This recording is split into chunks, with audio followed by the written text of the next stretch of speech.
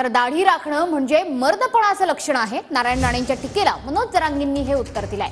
फडणवीसांचं ऐकून नारायण राणेंनी मराठ्यांच्या अंगावर येऊ नये असं मनोज जरांगेंनी म्हटलंय। दरम्यान दाढी वाढून कुणीही छत्रपती होत नाही अशी टीका नारायण राणेंनी मनोज जरांगेंवर केली होती।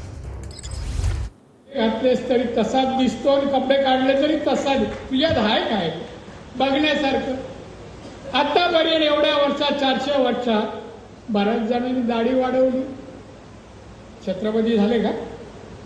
नाही होत दाढी वाढून, गुणात्मक व्हायला पाहिजे। आता मला एक सांगायचं आहे, टीका करणाऱ्याला आम्ही समर्थ आहे, उत्तर द्यायला समर्थ। माझ्या नसन घेतला, सगळ्यात दाढे राखणाऱ्यावर घेतला। सगळ्यात दाढ्याला राखणाऱ्याची चीड असते एखाद्याला, कारण दाढी राखणं म्हणजे मर्दाचं लक्षण असतं।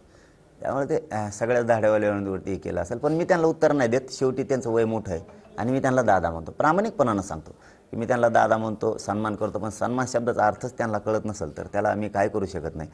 आणि ते जे बोलतात ना, ते त्यांचे शब्द नाहीत, ते देवेंद्र फडणवीसांचे। समाजाला खेटल्याला टिकलेला नाही दादा म्हणून सांगतो की देवेंद्र फडणवीसांचं ऐकून मराठ्यांच्या अंगावरती किंवा आमच्या गोरगरिबाच्या आंदोलनाच्या अंगावरती येऊ नका।